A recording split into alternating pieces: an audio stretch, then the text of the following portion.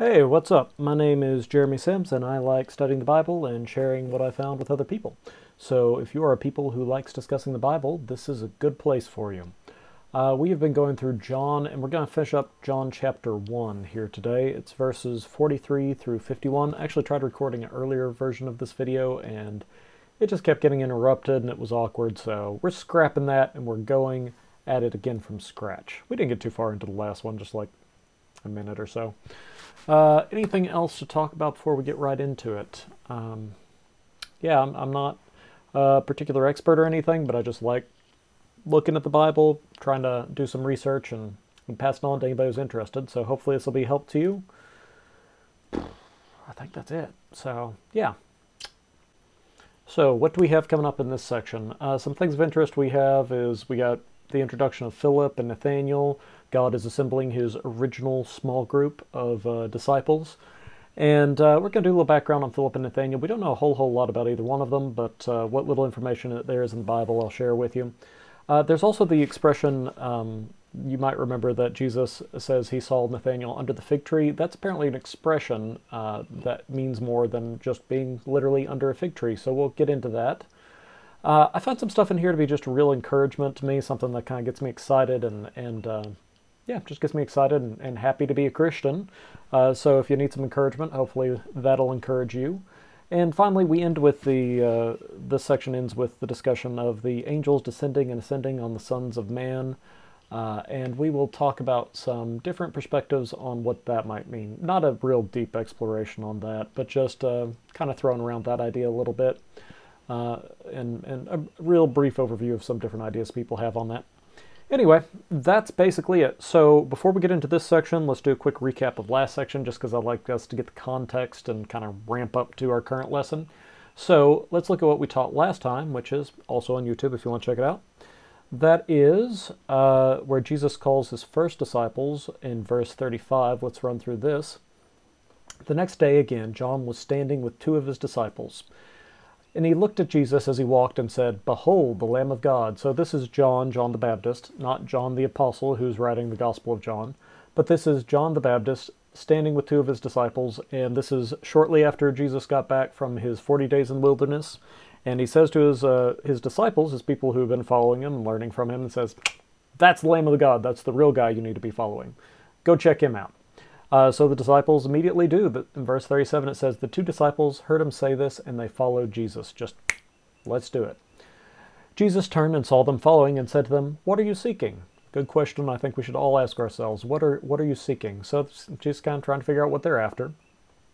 And they said to him, "Rabbi," which means teacher, "where are you staying?" So they're answering him by calling him Rabbi, in a sense, because they're saying, "Teacher, teach us." And don't know if this is just a short, real brief exchange or if this is a summary of a longer discussion. But regardless, either way, they seem to want more time with Jesus. So they say, "Where are you staying? Can we have some more time to visit with you?" And he said to them, "Come and you will see." So they came and saw where he was staying, and they stayed with him that day, for it was about the 10th hour. 10th hour would be about 4 p.m., so it's starting to get a little late in the day. Most people wouldn't be doing a lot of work at night, so kind of like maybe we'll just wrap it up at the end of the day and spend some time with you. We don't know exactly how much time is spent with them, but it seems they spent the rest of the day with him anyway. One of the two who heard John speak and followed Jesus was Andrew, Simon Peter's brother. So we know about Andrew here, but we don't know who the other apostle was. At least it's not specifically said here, or I guess I should say who the other disciple is. However, virtually everybody agrees that it is John the Apostle. John, the writer of the book of John, the writer of the Gospel of John is in fact the other disciple here. And there's some reasons for that. You can look at the last video if you want to get the specifics, but there are some reasons to think that it was John who was the other one here. So John and Andrew are there together. Andrew, Simon Peter's brother, he first found his own brother, Simon, and said to him, "We have found the Messiah," which means Christ. So whatever they discussed that night, clearly Andrew was convinced and immediately went to recruit his brother, Simon. He brought him to Jesus. Jesus looked at him and said, "You are Simon, the son of John. You shall be called Cephas," which means Peter.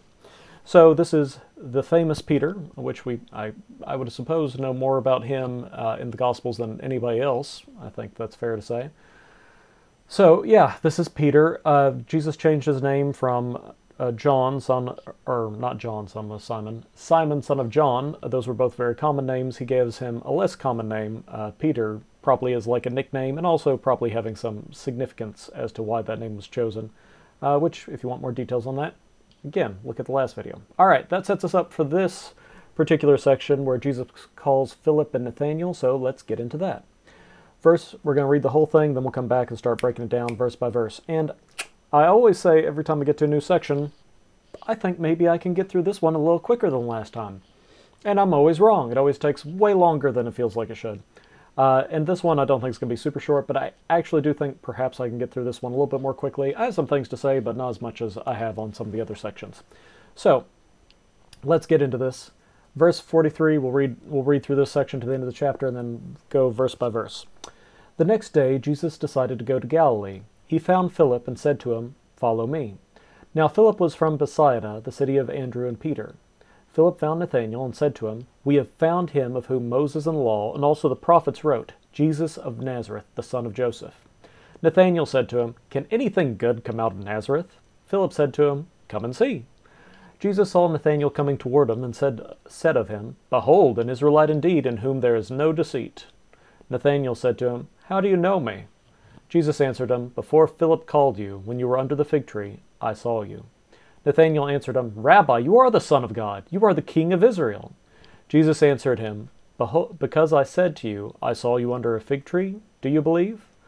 You will see greater things than these." And he said to him, "Truly, truly, I say to you, you will see heaven opened, and the angels of God ascending and descending on the Son of Man." All right, verse 43. Let's break it down verse by verse now. The next day, Jesus decided to go to Galilee. So, we have again here, the next day. Now, as I've been mentioning in the previous videos, we have here a real tight timetable of what's happening with Jesus from day to day. The first day was the religious leaders being sent to ask John the Baptist, what's up with you, basically. The second day is Jesus seemingly having returned from the 40 days in the wilderness, and John again saying, "Behold the Lamb of God." This is the guy I've been telling you about. The third day is John and Philip going, who were disciples of John the Baptist, leaving and following after Jesus. And then that's the section we just did. And here we are again with the next day. So this is the fourth day in this narrative that we've been having so far. Again, a real specific timetable is given here. However, there is something to note here. It says, the next day Jesus decided to go to Galilee. Now, it doesn't say the next day Jesus went to Galilee. The reason this is worth mentioning is because there's some weird stuff, there's some possible weird stuff with how long it takes Jesus to get somewhere if you take this as Jesus the very next day went to Galilee. The issue is that John the Baptist is said to be doing, let's see if I can find it real quick,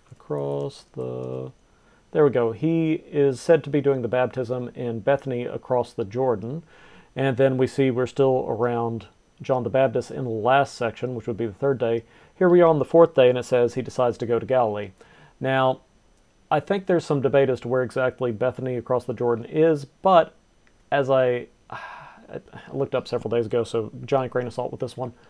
But assuming even where people think it is correct, it was like 40 miles away from where he was later. It was a significant distance from Galilee, and it was a significant distance from the Feast of Canaan, which is coming up next.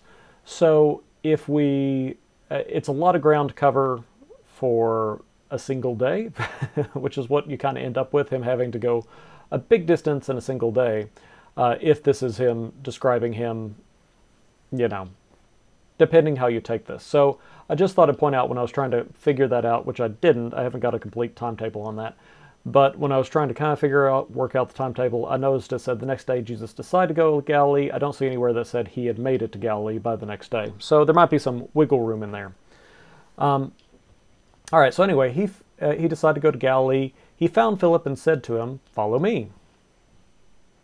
Now, again, with that gap, I don't know if this is something that directly follows, if this is like after he gets to Galilee, or even maybe before he goes to Galilee, he grabs Philip. It didn't work out that part, but something to keep in mind. So yeah, what's the deal with Philip? What do we know about him? Well, this is going to be another one of the apostles. And there's not a ton of information about him. Like many of the apostles, he just didn't get a lot of attention in the Gospels, and we just don't really know. So here's what I was able to find in the Bible. There might be some additional information in tradition about what he ended up doing, but this is what we got from the actual text. Oh, and also from Strong's, apparently his name means, Philip, or Philippus, means fond of horses. So I guess his parents liked horses, it would seem. So what do we know about Philip? Beyond this, he was the one who ended up, when they needed to feed the 5,000, feed a bunch of people, and Jesus is like, what are we going to do about this situation? We got a lot of people to feed. He's kind of toying with his people, or trying to see what they thought about things. And he's the one who responded, there's no way, even if we had a bunch more money than we actually have, that we could buy enough to feed all these people. It's just not going to happen. So maybe he's kind of like a bit of the practical one here.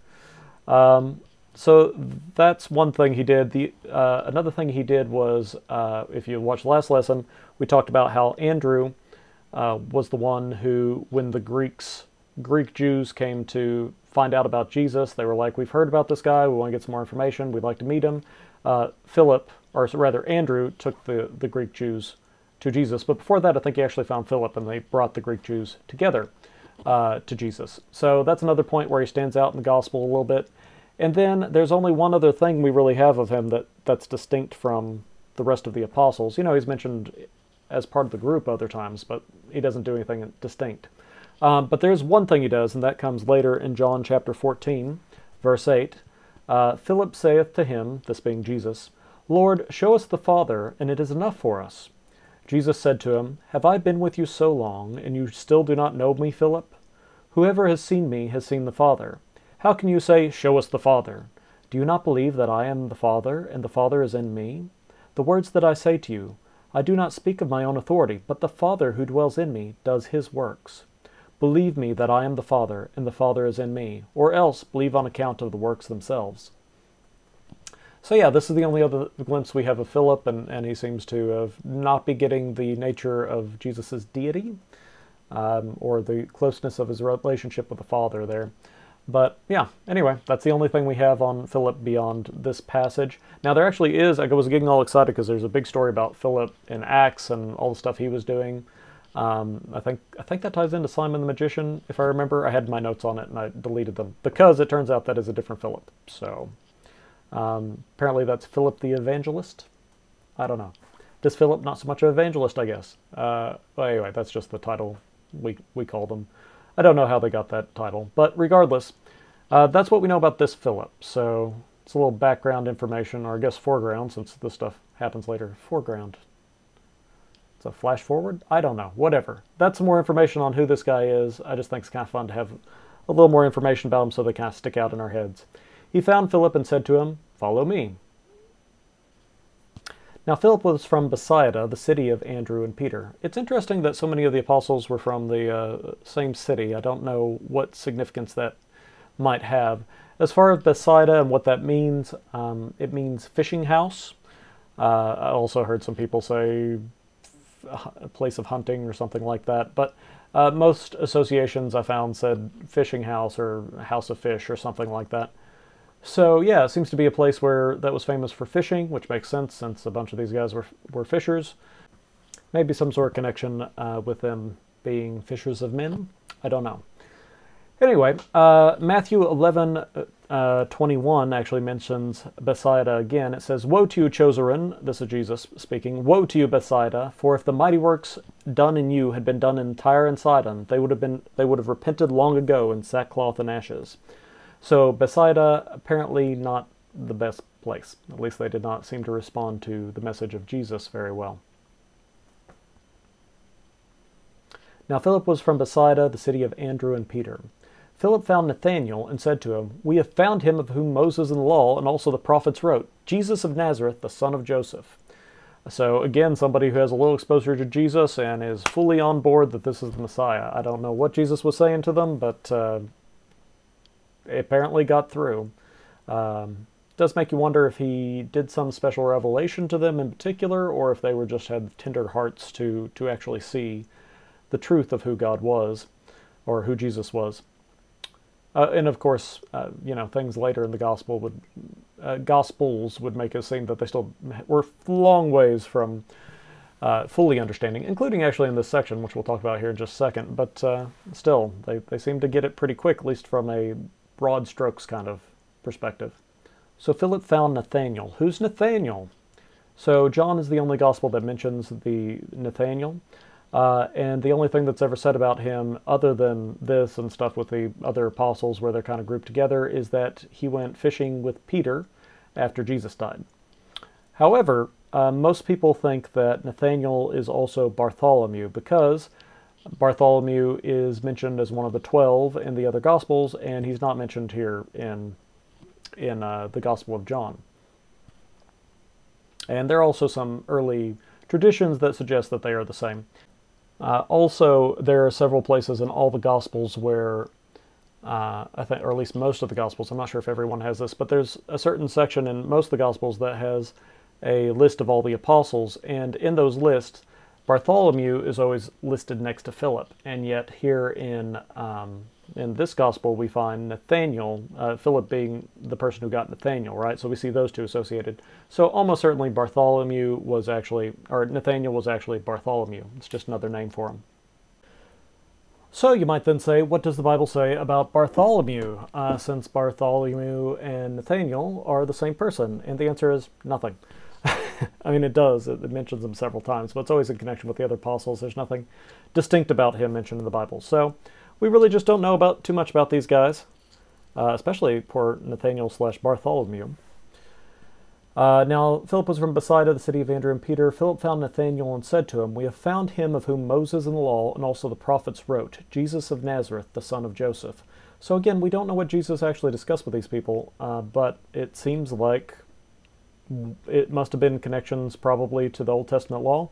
It also, the fact that Bartholomew is able to, or rather Philip is able to recognize that he fulfills the Mosaic law and the prophets, seems to indicate that he was familiar with it, right? These are, though they're not rabbis, these seem to be people that were taking their faith seriously, that knew the scriptures, who were lovers of God.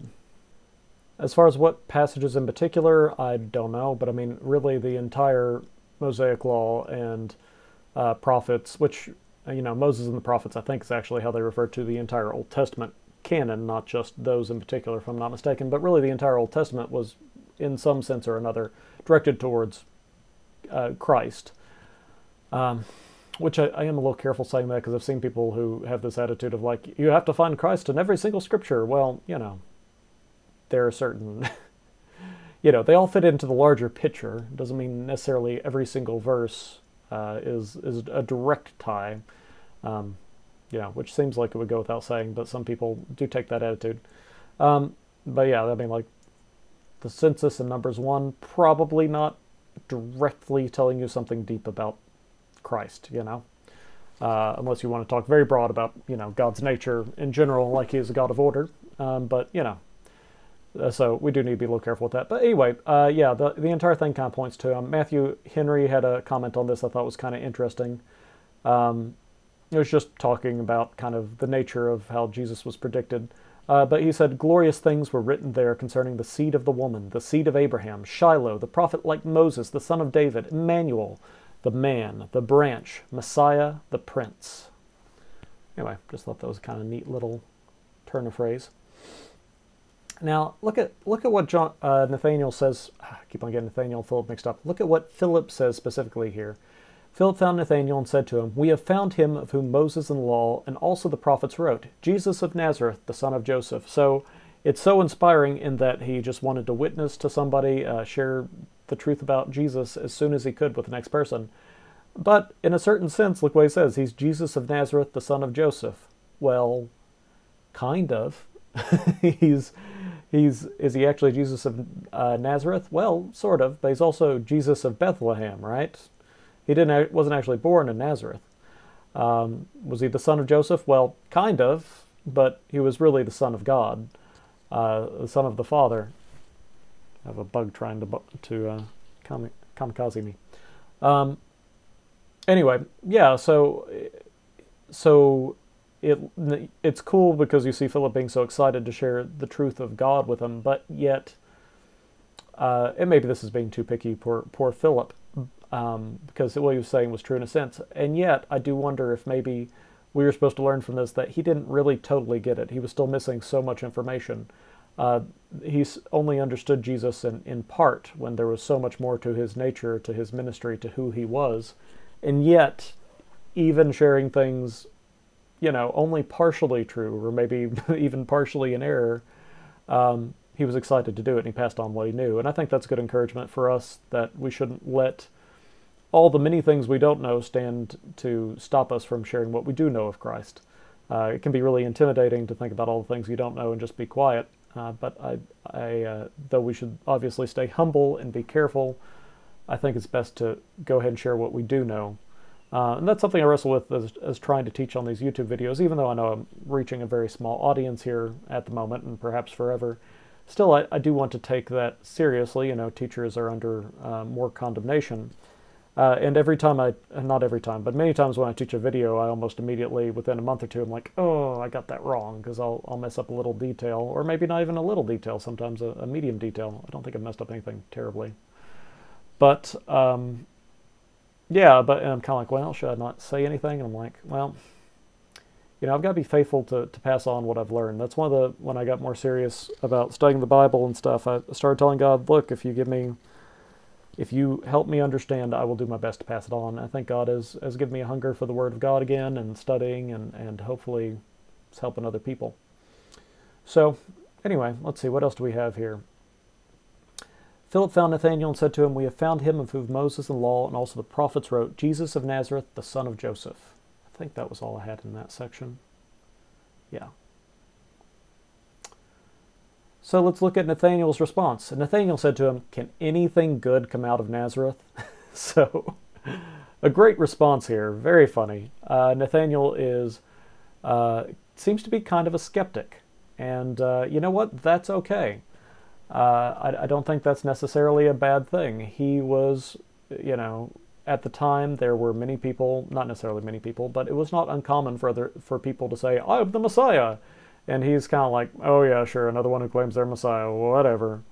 And at the same time, I think we'll see here in a second that though he was somewhat skeptical, he was somebody who was in search for truth, right? He wasn't somebody who was just cynical, trying to find a reason to dismiss anything. He was just going, meh, we'll see. So yeah, it's okay to have some skepticism. And there's this very famous YouTube atheist called Matt Dillahunty, and he has this famous saying that he's passed on that has infected a bunch of the pop atheist community, which is extraordinary claims, by which he means the resurrection of Jesus, and any miracles really, but extraordinary claims require extraordinary evidence. And though this has been abused, it's actually, I think, a true statement. I think it's a perfectly reasonable thing to say, for you to be convinced of something, including the resurrection of Jesus, you should need, if you're trying to approach it from a logical perspective, because I understand that it can still speak to your heart and the Holy Spirit can reveal things to you. There are other ways to know things other than, careful, empirical, from the ground up sort of thinking about things. But, I mean, from that perspective, if you are just like trying to build something up from scratch, sure, extraordinary claims do require extraordinary evidence. And the thing is, with Jesus, we have extraordinary evidence. Oh, this bug is driving me crazy. Really wish I could kill it, but it disappears every time I see it. Right after I see it. Obviously, it doesn't disappear as I see it, or I wouldn't see it.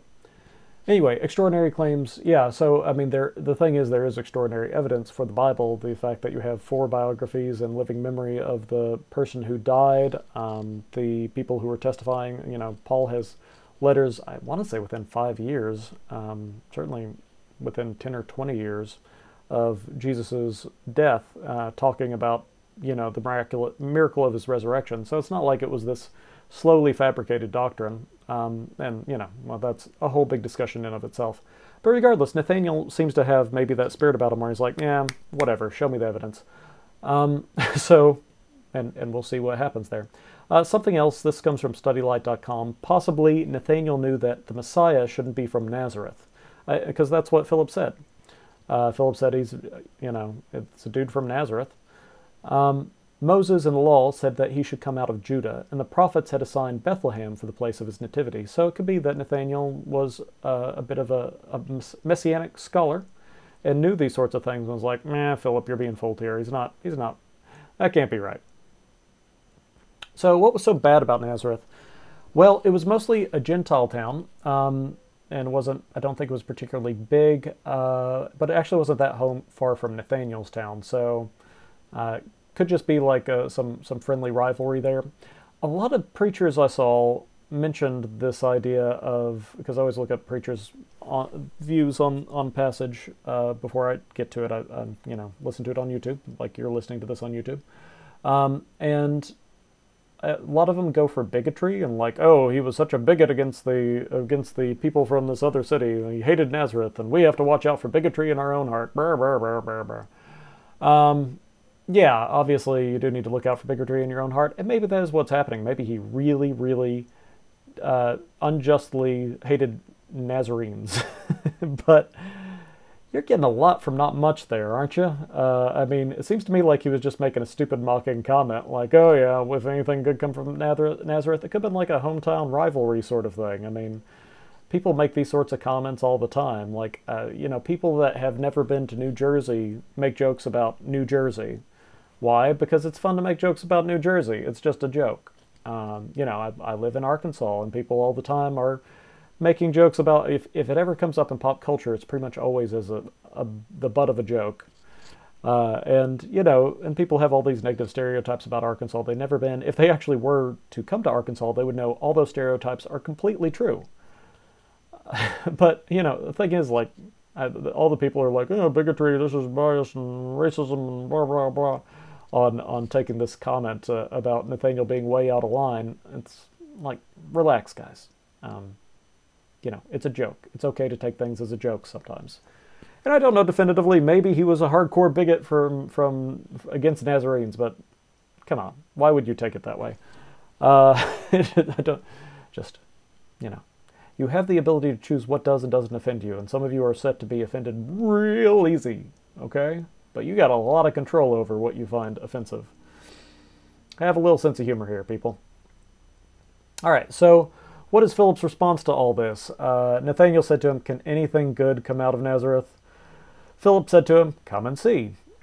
So it's a pretty good response there. And Philip maybe didn't have all the details ironed out, maybe didn't understand it completely, but you know what he did know? He knew that he experienced something special with Jesus, and he said, come check it out for yourself.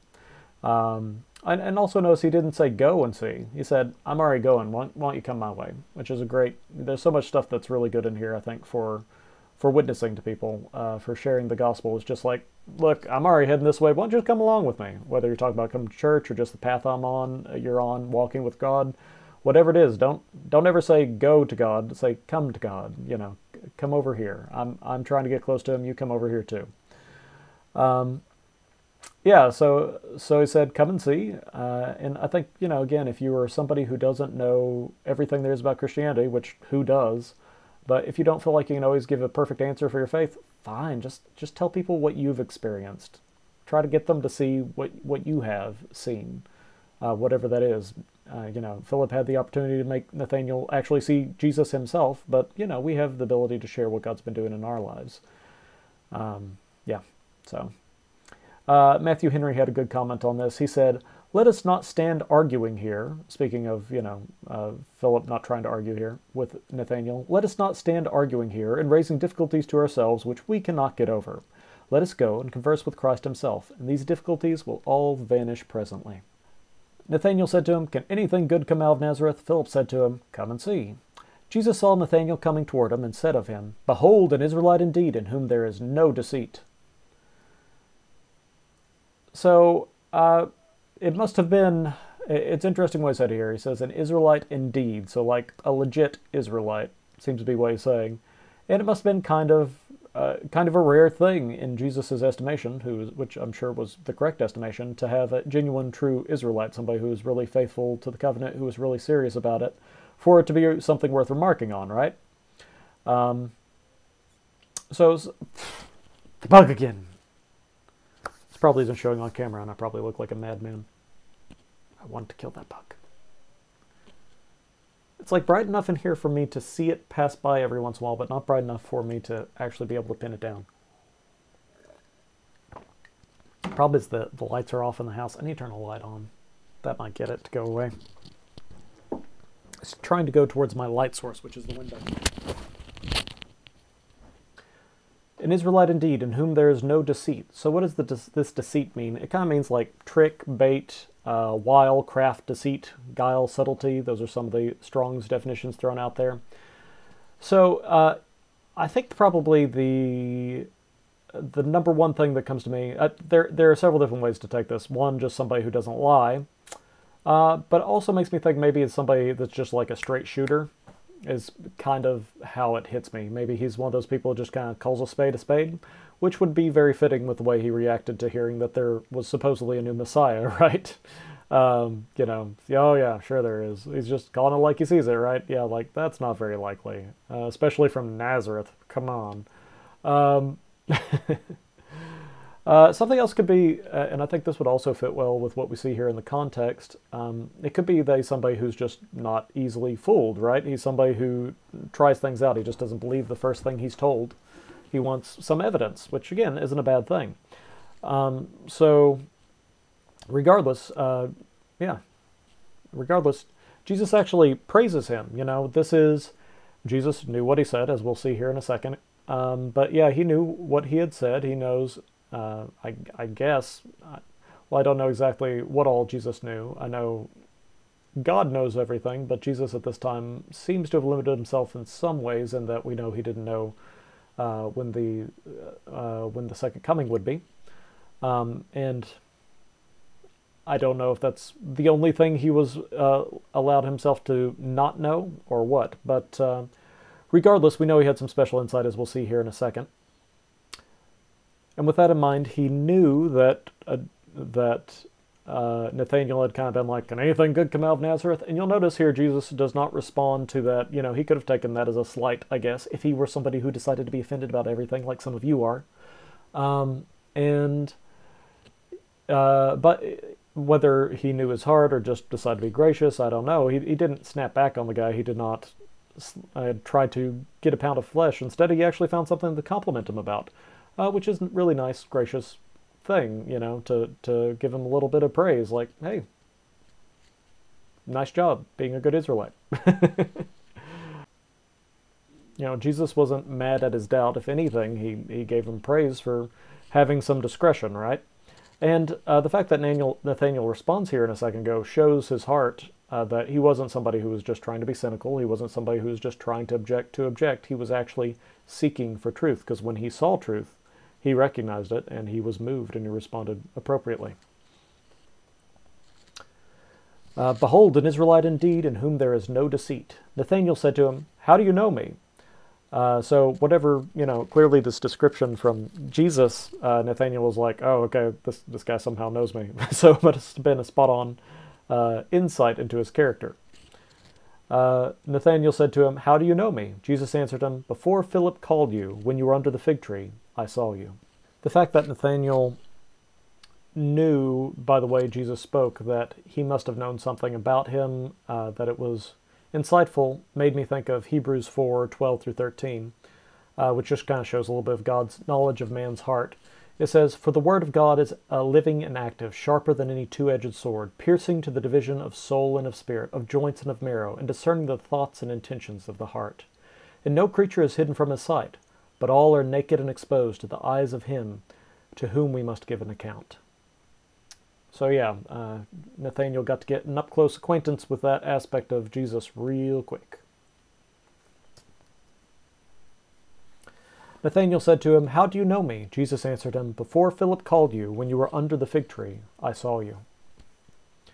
So this whole under the fig tree thing, clearly there must have been nobody around when Philip was under the fig tree for this to be something that convinced Nathaniel, because we'll see his next reaction is very, very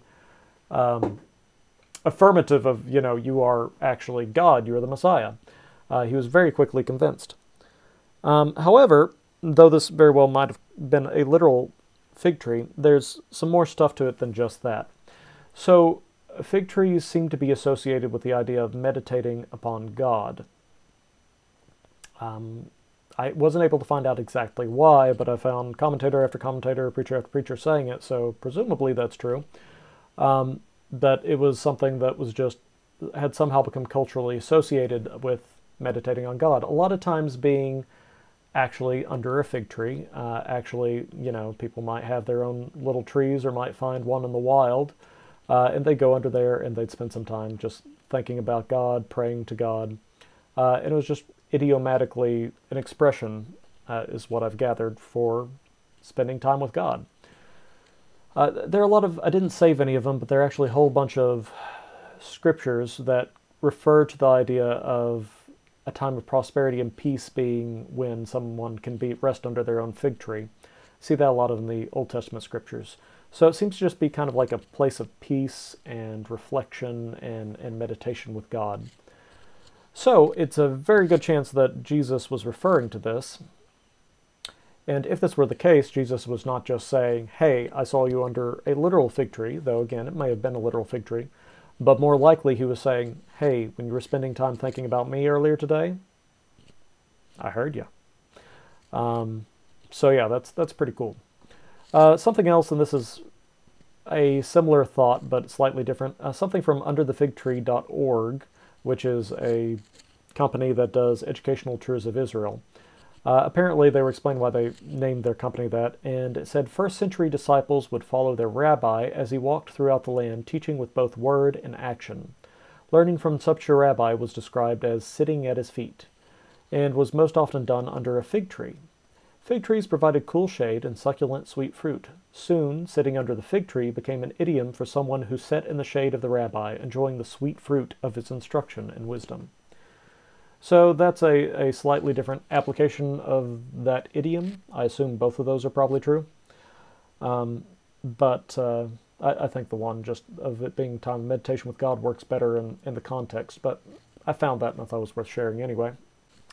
Nathanael said to him, "How do you know me?" Jesus answered him, "Before Philip called you, when you were under the fig tree, I saw you." And here we see Nathanael was legit just looking for the truth, whatever it was.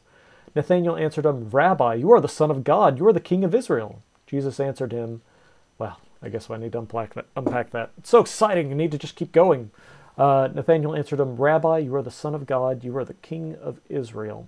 So again, we see his sincere heart there, that he just wanted to follow what the truth is. Why did this reveal to him that he was the Messiah? Well, it was a supernatural thing. It might have been that he was literally praying to God and Jesus literally heard his prayers, which is pretty good. Also, there's some scriptures that can be taken to, which, apparently Nathanael knew, there's some scriptures that can be taken to mean that the Messiah would have special insight. Specifically, I'm looking at Isaiah 11. It says, "There shall come forth a shoot from the stump of Jesse, and a branch from his roots shall bear fruit. And the Spirit of the Lord shall rest upon him, the Spirit of wisdom and understanding, the Spirit of counsel and might, the Spirit of knowledge and the fear of the Lord. And his delight shall be the fear of the Lord. He shall not judge by what his eyes see, or decide disputes by what his ears hear. But with righteousness he shall judge the poor, and decide with equity for the meek of the earth. And he shall strike the earth with the rod of his mouth, and with the breath of his lips he shall kill the wicked. Righteousness shall be the belt of his waist, and faithfulness the belt of his loins." So yeah, we just see this several things in there, of having wisdom and understanding, counsel and might, knowledge and the fear of the Lord, shall not judge by what he sees, or decide by what he hears. Something all seem to indicate some special insight that the Messiah would have. So perhaps that's one of the things that made Nathanael realize that he was the real deal. Something else is he says, "Rabbi, you are the Son of God, you are the King of Israel." And this admittedly is taking something and making a lot of it.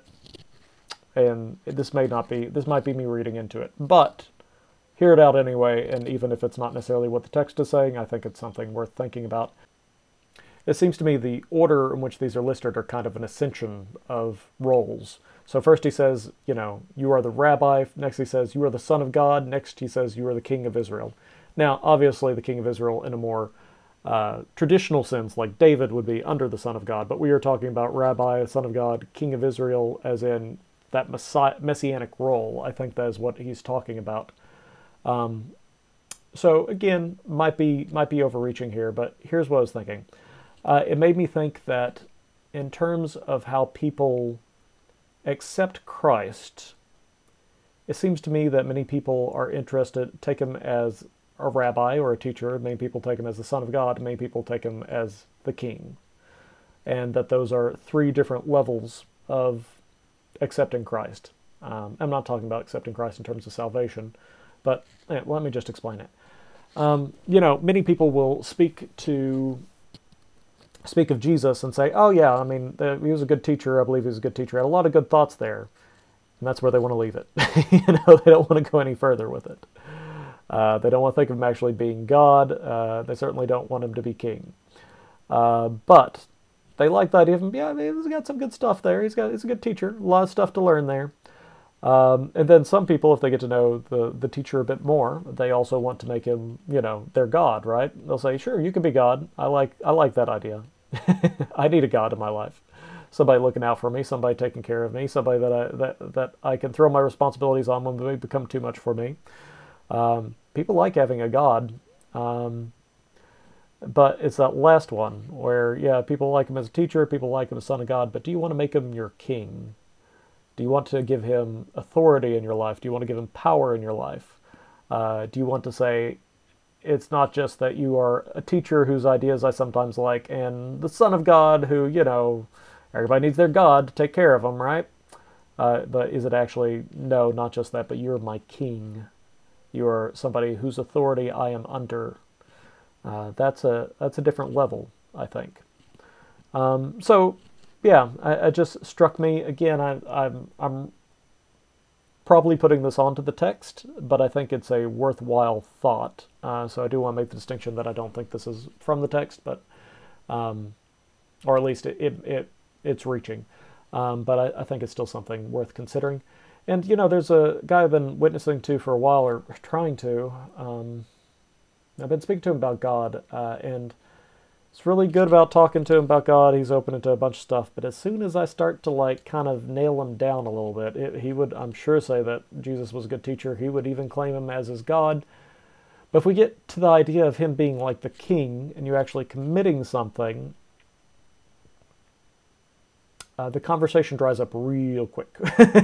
Like anytime I try to point out that like it's an actual commitment, and you know, you can't have like loyalty to all gods simultaneously. You have to actually choose one, and you know, commitments mean you're actually committing something. Anything remotely close to that, the conversation just.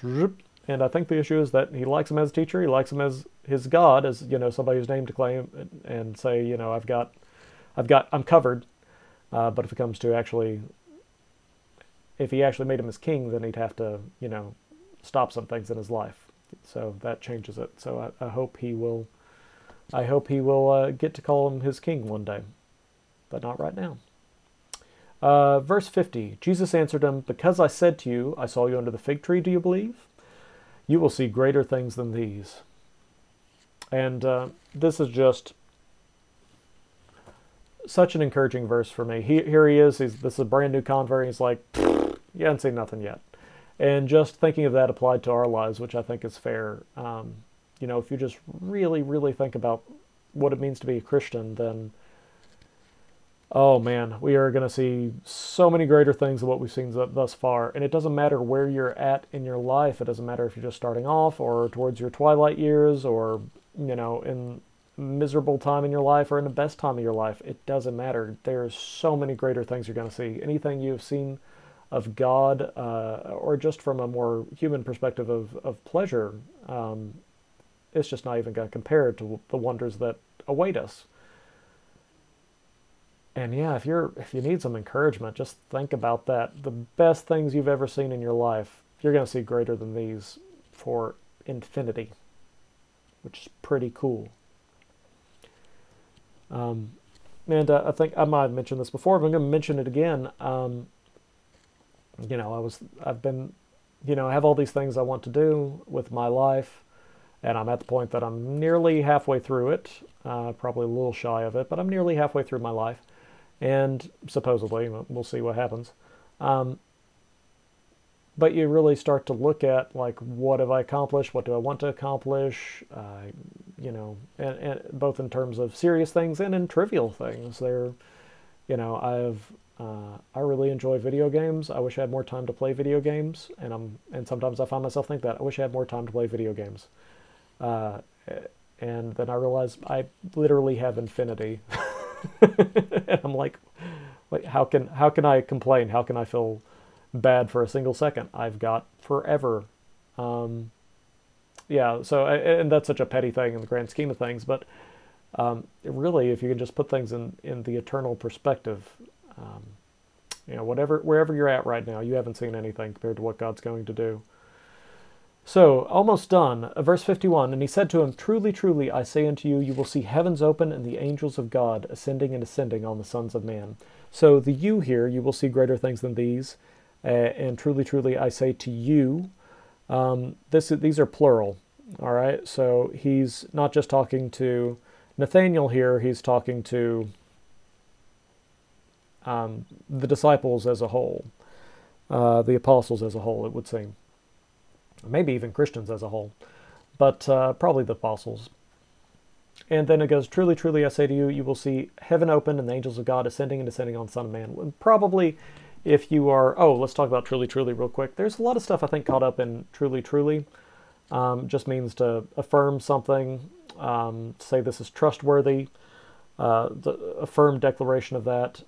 Somebody, I didn't write down where I got this from, but somebody said this is normally something that you would say after a statement, but Jesus always says it before, which would imply extreme confidence, almost like you have firsthand knowledge about something. So it's kind of interesting. I've heard some other stuff about truly, truly, but I haven't been able to confirm it, so I want to look up some more stuff on that. Anyway, if you're watching this video, you almost certainly will recognize that the ascending and descending upon the sons of man thing is a callback to what's frequently called Jacob's ladder, even though it's not actually his ladder. But it comes from Genesis 28. Let's go ahead and reread that to refresh it in our mind. Genesis 28, verse 10. Jacob left Beersheba and went towards Haran, and he came to a certain place and stayed there that night, because the sun had set.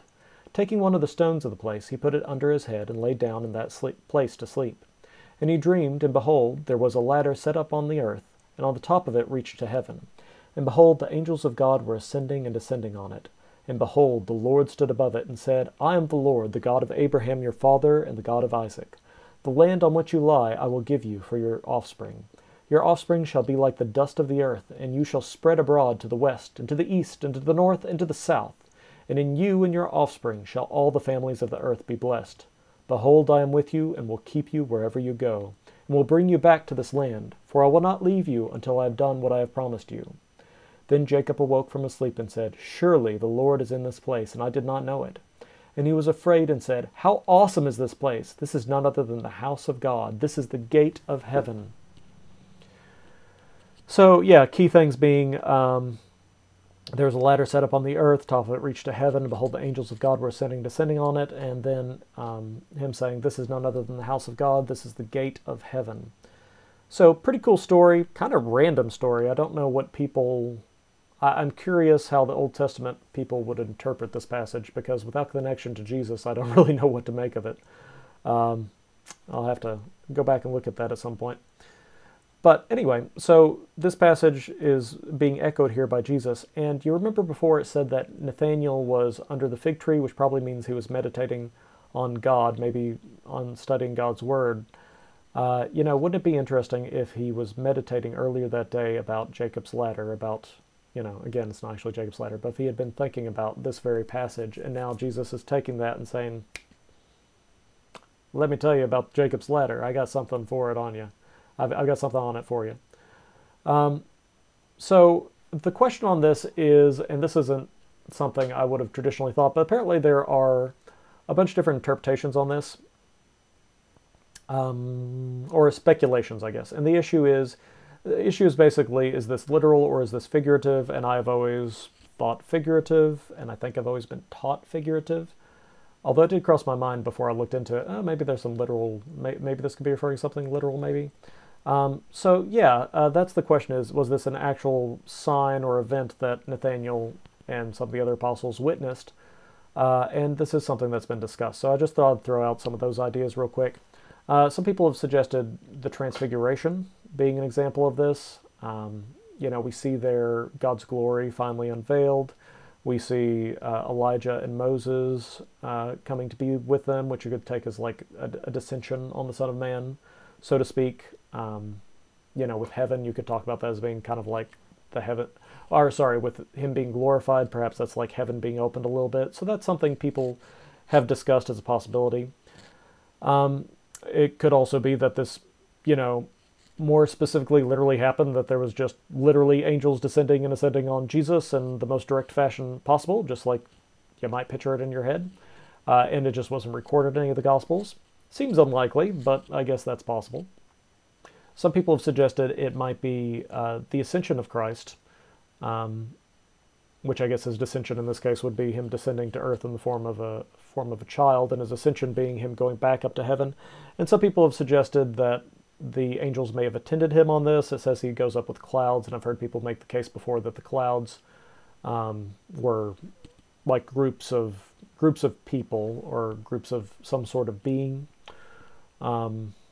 which that's a different discussion, and I have not checked into that in a long time. It's just something I've heard. But yeah, that's something I've heard speculated before. Seems, again, if he's ascending, maybe you could see that as heaven opening. Some people say some people have also speculated it might be the second coming. You know, that's Christ descending and people, the dead in Christ rising, and the dead in Christ rising first and then the living meeting. I forget how it's phrased, but something about us meeting him in the air. So we are ascending, he is descending. So you kind of got that. Heaven being open seems to kind of work there too. Some people have thought that maybe Jesus was commanding angels to do the miracles for him, like, you know, he was healing people, but he was calling on angelic messengers to perform the actual miracles. I don't know why he would, but it's an idea I saw floated, so whatever. Those are a bunch of different options. I don't know that I would argue strongly against any of them, except maybe the last one. I don't know about him needing to command angels. I mean, it didn't say needed to, but some people suggest maybe he did. But all that being said, I don't particularly think of this as being a literal thing. I think of this as being just a figurative thing. And maybe it was a literal thing. But I think probably the greater purpose of it is just God saying, look, Jacob saw this ladder connecting heaven and earth. He said, this is the gate into heaven. I am the ladder that connects heaven and earth. I am the gate to heaven. No man cometh to the Father but by me. There is only one gate, and I'm it, right? You know, I am the only way to go up and go down. It's all flows through me. Yeah, I think that's the main point. He is the only mediator between God and man. He is the only way to get to heaven. I think that's the idea being expressed here. So almost done. Last thing I wanted to mention is just sort of the humanity that we see here of the different apostles, and in this story especially. You know, we see, if we just go back to it real quick, we see Philip, you know, being excited to tell Nathaniel, we found Moses, the one who Moses, the law, and the prophets wrote, Jesus of Nazareth, the son of Joseph. And Nathaniel comes back with that, can anything good come out of Nazareth? That's a funny line. I just laugh at that. You know, Philip kind of snaps back a little bit too. He's like, come and see. You know, that's kind of a playful response, right? And then I think Jesus' response here is kind of playful. Behold, an Israelite indeed, in whom there is no deceit. You know, he's praising him. He's kind of maybe a little, he's trying to catch, I think he's trying to catch Nathaniel off his guard a little bit too, you know? And we see Nathaniel getting caught off his guard. How do you know me? And then, you know, Jesus kind of plays with him. He doesn't just say, I'm Jesus, I know everything. He says, you know, before Philip called you, when you were under the fig tree, I saw you. And again, when Jesus is like, because I said to you, I saw you under a fig tree, do you believe? It's a little funny. It's a little jokey. At least I can see it that way. You'll see greater things than these. So you see a little bit of play here in the conversation, in my opinion. Granted, that's got to do with tone, which we can't see definitively, but I see it as a little playful, and it's good to see that Jesus has that aspect to his nature, and that these people were people. I think that's just kind of fun to think about that a little bit. Also, something that crossed my mind through all of this with the last section and this section is it reminds me of the section that talks about, where Paul talks about all the different parts of the church coming together and having the different parts. You know, we see here in, not Philip, but Andrew was, every time we see him, he's bringing somebody to Jesus. You know, Peter was called the Rock. He's kind of boisterous and changes back and forth, became sort of more pillar of the church. We see, you know, we see Philip, another person who just kind of seems to bring people to Jesus. We see Nathaniel, who's kind of this, perhaps somebody who likes to think of things through very carefully and is a little bit more careful, a little skeptical by nature. And it seems to me these all are sort of gifts that God is bringing together for building his team of sort. And probably does a similar thing in the church, giving everybody, taking everything that people bring and kind of put them together in a way that works, not to mention changing people and empowering them to do even more things. So yeah, I thought that was all kind of interesting. Anyway, a lot of interesting stuff there, but I don't think, it's all pretty transparent, so probably not worth recapping. Hope that was a help to you. I do not think this ended up being a short video, but it felt short in... It felt light and easy, so that's kind of fun.